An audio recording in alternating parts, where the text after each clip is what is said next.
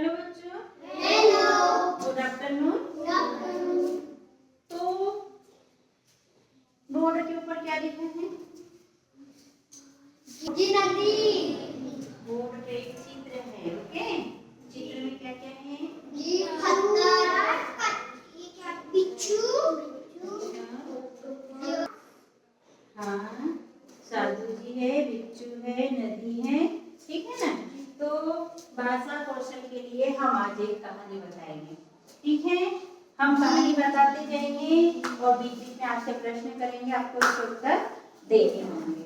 और जो आपने अभी हमको बताया, नदी, बिच्छू और क्या, पेड़, है ना। एक पेड़ भी बना देते हैं छोटा सा यहाँ पर, ठीक है। ये हमने पेड़ बना दिया,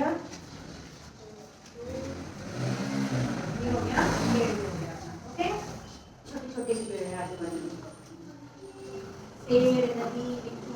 तो इसके आप हमें बताएंगे इंग्लिश नाम, यानी कहानी के साथ साथ हम कितना भाषा कौशल भी सीखेंगे, इसमें इंग्लिश भी सीखेंगे, इसमें हिंदी भी सीखेंगे, दो तीन चीज एक साथ हम करेंगे, ठीक है। तो आप मुझे इसके नाम बताते जाना, मैं पूछते जाऊंगी या कोई एक बच्चा पूछेगा क्या और कोई एक बाकी बताएं, ठीक है। कहानी के बोर्ड पर चित्र बना है, कोई भी बच्चा आओ और मुझे बताओ कि इसमें क्या क्या दिख रहा है।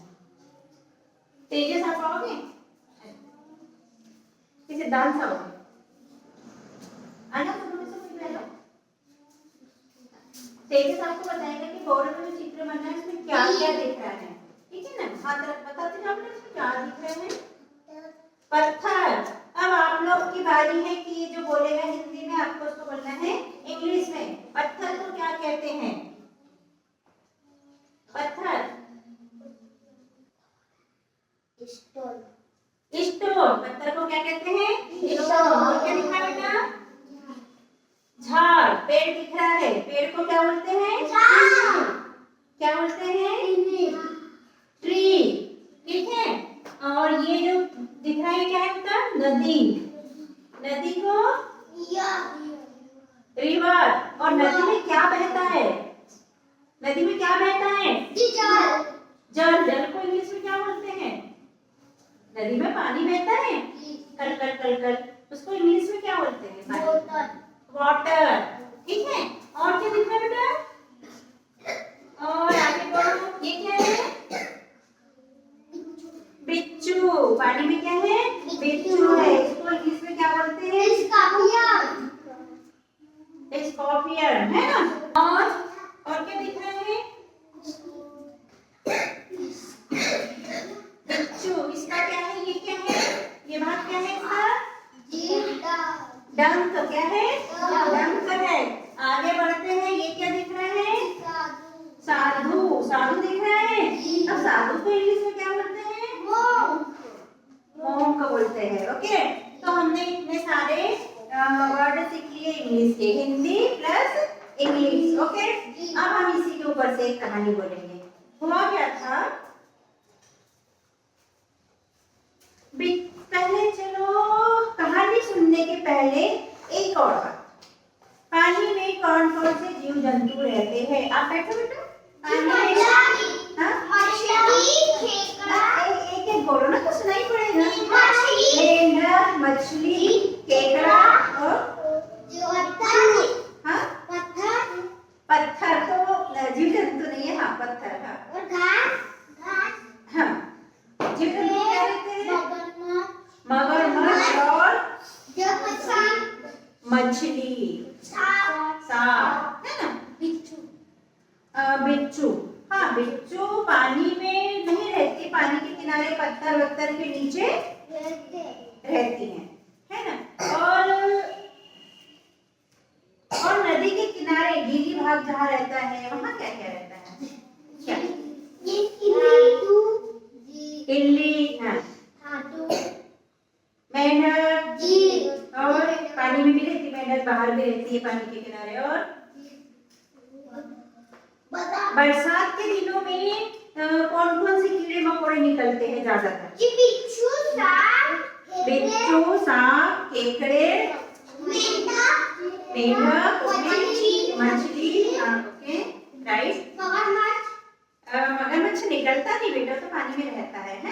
तो बरसात के दिनों में ये चीजें हमें ज्यादा देखने को मिलती है ना, और वो उड़ने वाले कुछ कुछ कीड़े बहुत सारे। तो ये बिच्छू भी बरसात के दिनों में ज्यादा दिखाई देते हैं। तो एक दिन क्या हुआ, अब कहानी तो एक दिन क्या हुआ कि एक साधु नदी में नहा रहे थे। साधु लोग नदी में नहाते हैं ना, तो ये साधु जी भी नदी में नहाने गए।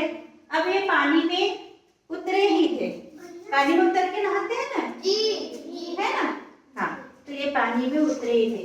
तो उन्हें क्या दिखा कि एक बिच्छू पानी में गिर गई है। क्या हुआ है? एक बिच्छू पानी में गिर गई है। तो उन्होंने सोचा कि मैं इस बिच्छू की जान बचा लेता हूँ। तो उन्होंने अपना हाथ ऐसा डाला और बिच्छू को बाहर निकाला, ये सोच के कि इसको मैं जमीन पे रख देता हूँ तो ये बच जाएगी, चली जाएगी अपने हिसाब से। अब जैसे ही उन्होंने पानी में हाथ डाला और बिच्छू को अपने हाथ में लिया, हम इसे बिच्छू मान लेते हैं अभी, ठीक है। जैसे ही उन्होंने पानी में हाथ डाला और बिच्छू को ऐसे हथेली पे लिया, बिच्छू ने अपना डंक निकाला और उनको काट दिया। तो कोई चीज काटती है तो हाथ हिलता है, हाथ भी हिला और बिच्छू भी कूद गई। तो कहाँ जा गिरेगी वो? फिर से पानी में, फिर से पानी में जा गिरी। अब साधु जी ने सोचा, अरे ये तो फिर से पानी में गिर गई, चलो मैं इसको फिर बचाता हूँ। साधु जी ने फिर से हाथ डाला, फिर से बिच्छू को निकाला, लेकिन बिच्छू ने क्या किया? फिर से अपना डंक निकाला और साधु जी को काट दिया और फिर से पानी में गिर गई। फिर साधु जी हाथ डाल के बिच्छू को निकालने लगे। उसी बीच क्या हुआ कि वहां पास में उनके एक शिष्य खड़े थे। साधु वगैरह के, गुरु वगैरह के शिष्य होते हैं, तो वो भी पास में खड़े थे। उन्होंने देखा कि साधु जी बार बार बिच्छू को निकाल रहे हैं और बिच्छू साधु जी को काट दे रहे हैं, फिर भी साधु जी बिच्छू को निकाल रहे हैं, है ना। तो उन्होंने पूछा कि संत जी, साधु को संत भी कहते हैं ना, तो उन्होंने कहा कि संत जी, मुझे समझ में नहीं आ रहा है कि आप ऐसा क्यों कर रहे हो। तो उन्होंने बोला, क्या कर रहा हूं मैं? क्या पूछा? क्या कर रहा हूं मैं?